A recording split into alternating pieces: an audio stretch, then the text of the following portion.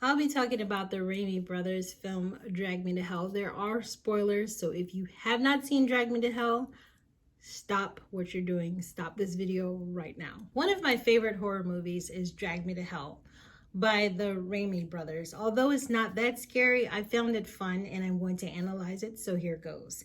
So we're introduced to the main character, Christine Brown. She's a loan officer at a bank and she's on her way to work and she's driving and listening to meditation.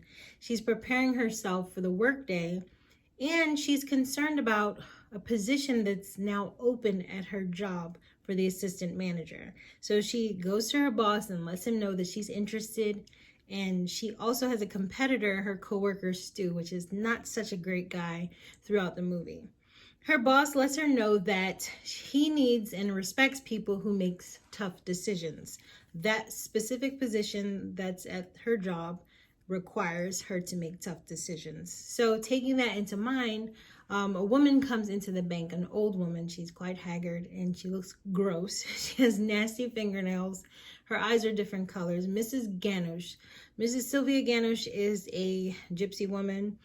She is in dire straits because she has she's been late on her mortgage and her home is into foreclosure. So she's trying to ask for an extension from the bank.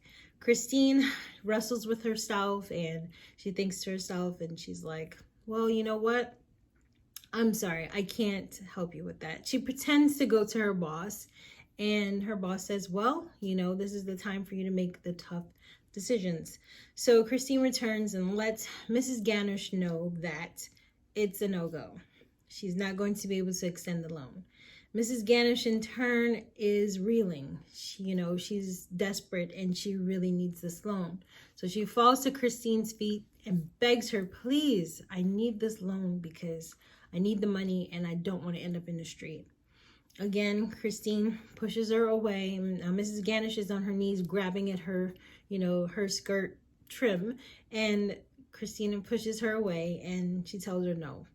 So Mrs. Ganush is like, you shamed me. You shamed me. So she's embarrassed because Christine calls the security and they come over. And now this is a big spectacle in the bank.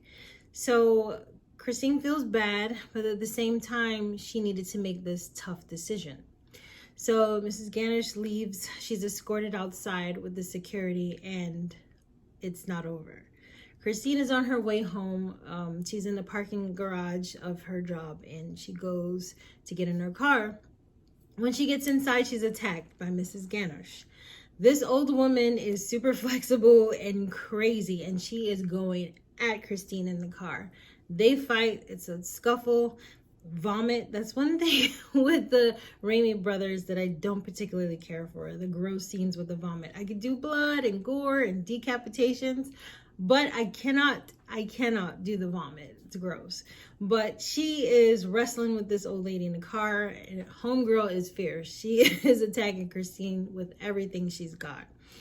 So after the scuffle, Mrs. Ganush gets a hold of Christine's coat button and she grabs it and curses her. So Christine doesn't quite understand what's happened to her in that moment, but there's this eerie feeling that washes over the scene. The area gets dark and the filmography lets you know that something crazy is about to pop off. Something is happening. So there's supernatural effects at the time she was fighting Mrs. Ganush, but it continues throughout the movie and it's weaved through. So now there's a crime scene because she was attacked. Her glass was blown out of her car, her Ford Focus. I had the exact same car. Rest in peace, Jade. Anyway, her boyfriend, who's played by Justin Long, arrives on the scene and he's like, are you okay? He's concerned for her. She's a bit shaken up, but they go home and she's okay. They filed a police report. So now some days pass and things are starting to get quite airy. Christine feels like there's this dark, evil presence within the home and she's having a difficult time sleeping and there's just something happening within the home and her boyfriend thinks that she's maybe under too much stress at work or something else may be going on, but he doesn't understand that Christine has been cursed, and now she's exposed to this supernatural demonic presence. So this demonic presence is within Christine's home, and things are getting really out of hand. So Christine decides to get her palm read, and her boyfriend kind of, you know, frowns and kind of laughs at her due to this. He's wondering why is she going to a palm reader, because he doesn't believe in any of that stuff. He's very skeptical. So they make their way to get, you know, Christine to get her palm read, and she meets with a shaman. And the gentleman, you know, he's reading her palm, and he's so stunned at what he sees. He's like, you know what? You probably should go home. She's like, what's happening? You know, explain to me what's going on. He said, someone put a curse on you, and whatever it is, it's malevolent and it's coming for you, and I can't help you. So she's freaked out, and Christine then goes home, and she's just, you know, a mess. And as things continue to happen, it just gets worse.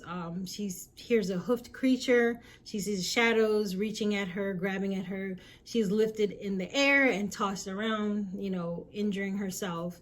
And her boyfriend thinks that she's just having a possibly nervous breakdown. So, you know, he's just telling her to take it easy. However, there's this dinner with his family that's coming up, and with his family, they're snobs. And Justin Long's character is wealthy in this movie, and his parents, especially his mother, is in the process of forcing other women onto him that have status, that are, you know, doctors and lawyers and so on. Christine is a loan officer, and for, you know, the mom is frowning upon her job, thinking that she's not enough for her son. So Christine's like, no, you know, let's go to this dinner party. I'm fine. I want to meet your parents. She and her boyfriend have been dating for a year, and she wanted to meet his parents, and she was excited. So Christine decides to go anyway, and she bakes a cake and she brings it, you know, to the door of his parents. So while there, Christine is, you know, admiring the home. They have a beautiful home, and big, of course, they're wealthy folks. So they sit down to eat, and the mom is already starting with her snobby self. She's like, what type of cake did you bring? And Christine's like, it's a harvest cake. So Christine's background, she was raised on a farm, and the mother also heard about this, and she does not like it because she thinks Christine is poor, too poor for her son. So she's letting her know about the experiences she had on the farm, and she baked the cake. She was really ashamed of it, so it was hard for her to, like, you know, tell the parents about her life.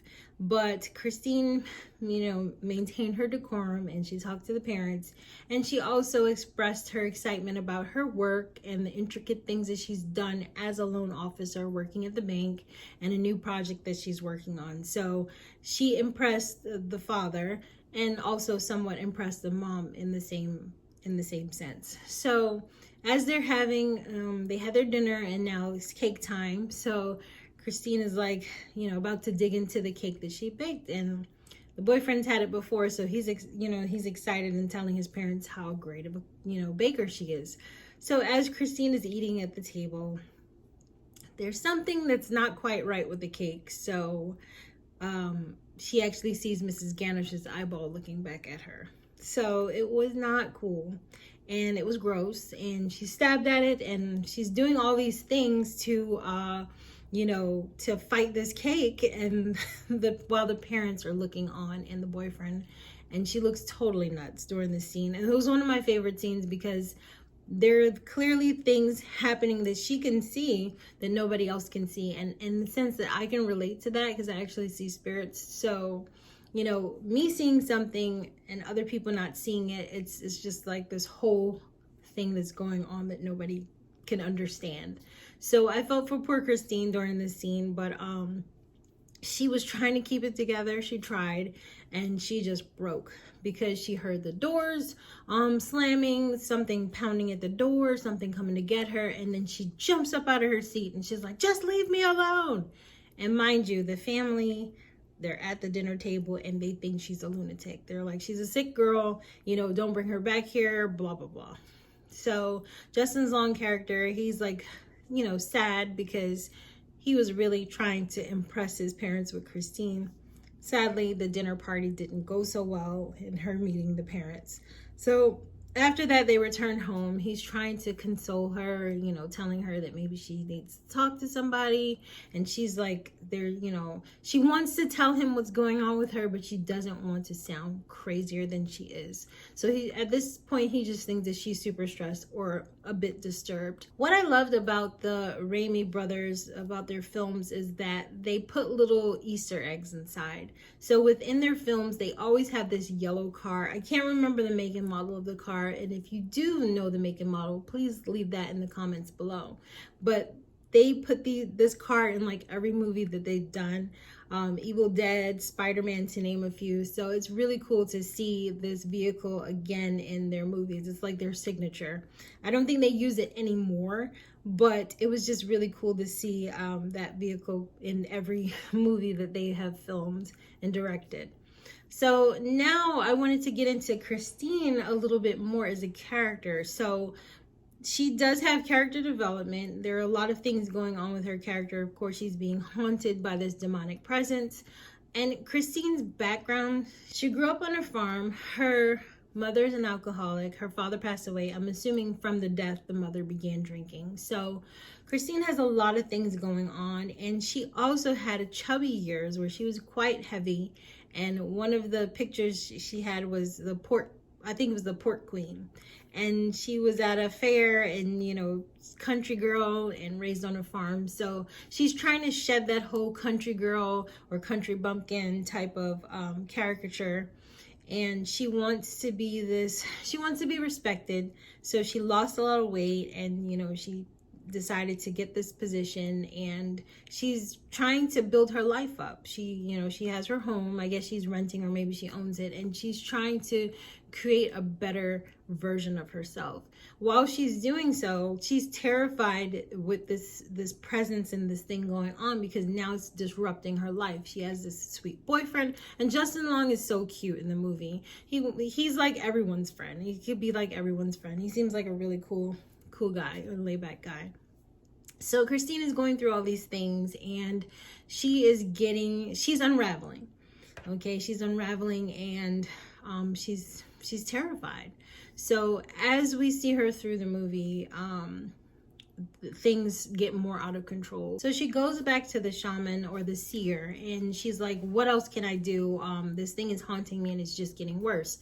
He explained to her that it takes 3 days for the full, for the demon to develop. And then on the 4th day, it'll come for her and drag her soul to hell. And it's not even her soul, it's her soul and her body. So this is what was unusual about the movie in the sense that this thing called the Lamia, it is a demon. And when it comes for you, it takes your body and your soul to hell to burn for eternity. So that completely was insane. So she goes to him and begs him, like, what can you do?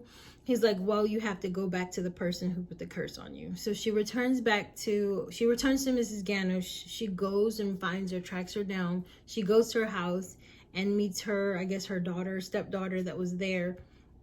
And they didn't want any parts of her. She didn't want even to let her in. And she's begging and pleading. So she said, okay, fine, come in. So there's a bunch of people in the house. And Christine finds that it's actually a wake for Mrs. Ganush. She's laid to rest right there. And everybody, the other gypsies are dancing and having a good time. They're celebrating her life.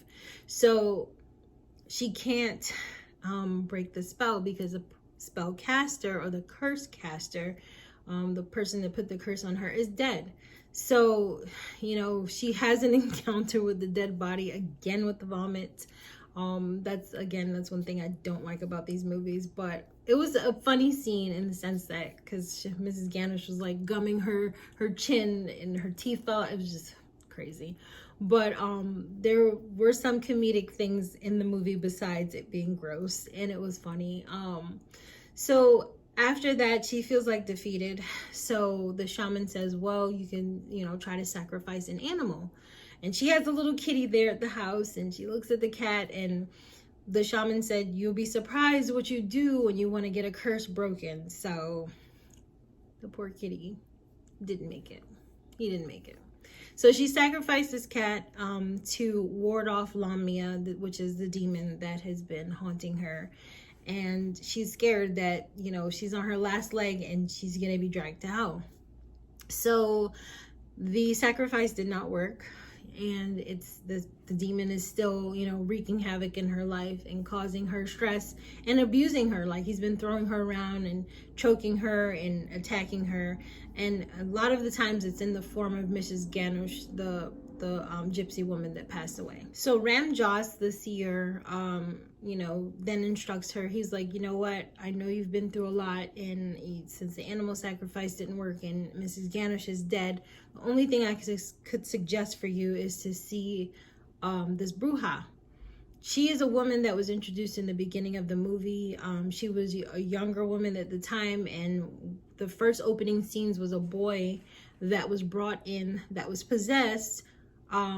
He was being haunted by the Lamia, and sadly the Lamia killed him and dragged his soul to hell. So she wanted to be able to redeem herself by helping someone else in the same predicament. So she decided to take on Christine's case. However, Christine needed to pay them 10 grand for them to be able to do this exorcism type of thing. So Christine goes to the house. She meets them there.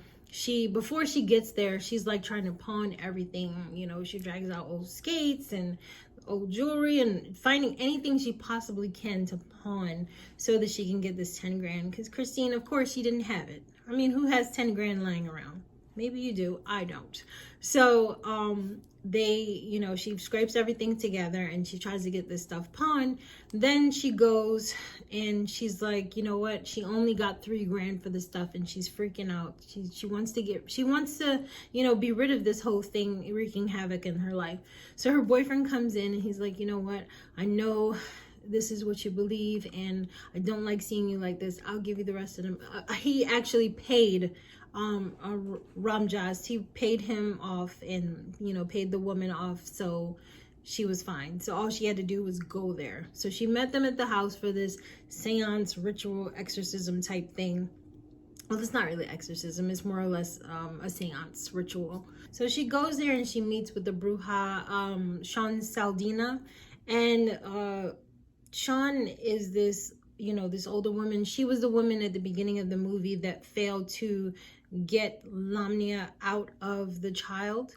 So they're at this seance and she is, you know, calling upon this demon to come. They have this poor goat in the room and the goat is like, I don't even want to be here. And, you know, you feel so sorry, you know, for the goat because it's going to be a sacrifice. And they sit there and they call the demon. And as they're doing the seance, there's a lot of other spirits, you know, entering the room. So there's like other things trying to jump, you know, into the whole mix because they too want a soul or they too want to be able to possess something. So the Miss Saldina, she keeps them back and she is like going hard and trying to get Lamia to come out. So Lamia comes out and he possesses the old woman, which is Miss Saldina, and Christine is like, you know, she's terrified. So she grabs the woman's hand and touches the goat. So the spirit was transferred into the goat. So the goat was meant for a sacrifice. So when Lamia would enter the goat, they would just kill the goat and that would be it. He would be trapped.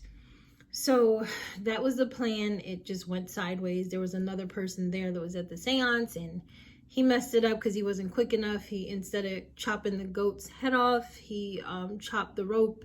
Goat got loose. It was just a hot mess. So everything went sideways. And Christine was like, great, it's over. And, you know, the shaman had to remind her, Ram Dass reminded her that it's not over. All she did was cast it out. It's something that will still stay with you because the curse is still active. So Christine is like, what can I do? And I'm sorry for Christine because she paid $10,000 for nothing to happen, you know, and it was just like, really? So now she was back to square one. So she asked Ram Dass, what can I do to break this curse? So he lets her know that he's really dumbfounded. He was like, the only thing that he can think of is if she gives the button to someone else, like pass on the curse to someone else. That's all she has to do, but she has to give it as a gift to the person and they have to accept it. So she's like, okay, fine.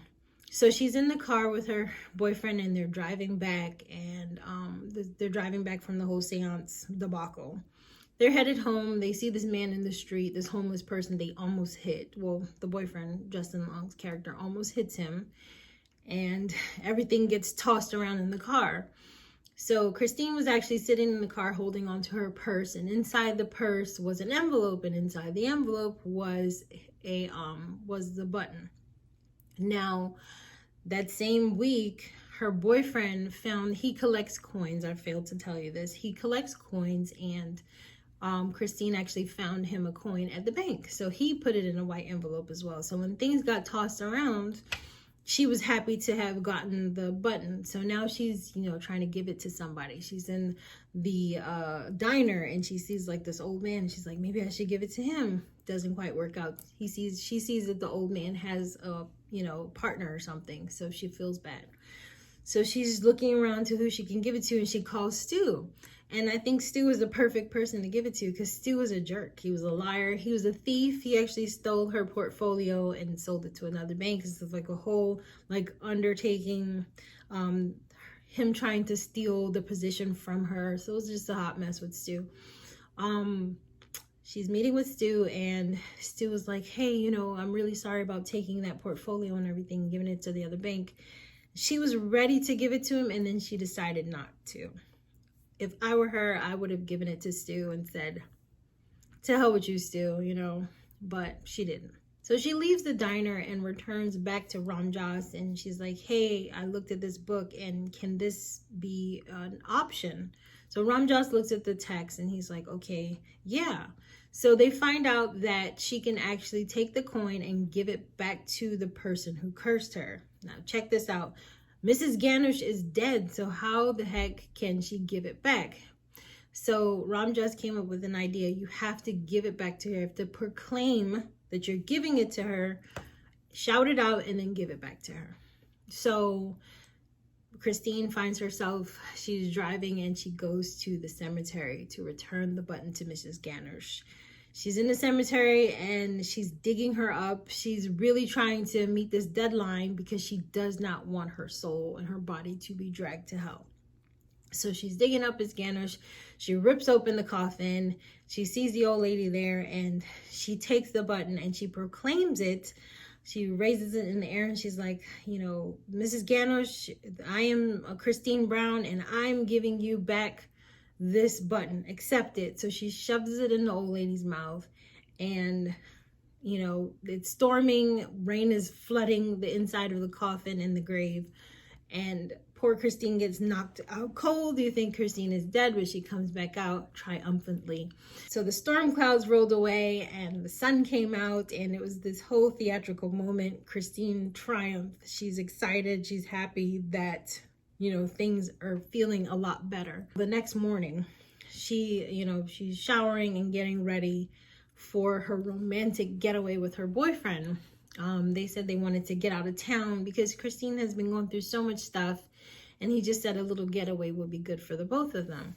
So she's excited to go to the cabin, spend time with her man, and she is listening to a voicemail message that her boss leaves. It's actually about Stu, and the boss finding out that Stu stole the portfolio and gave it to the other bank, which is a competitor, basically trying to undermine Christine's position. So Stu was taken out of the running for being the assistant manager because he was considered highly above Christine, until the boss found out exactly what type of dirty game he was playing, and Christine got the job and Stu was fired. So Christine is like, yes, finally my life is turning around. I got the job and I'm about to go away, on this romantic retreat with my man.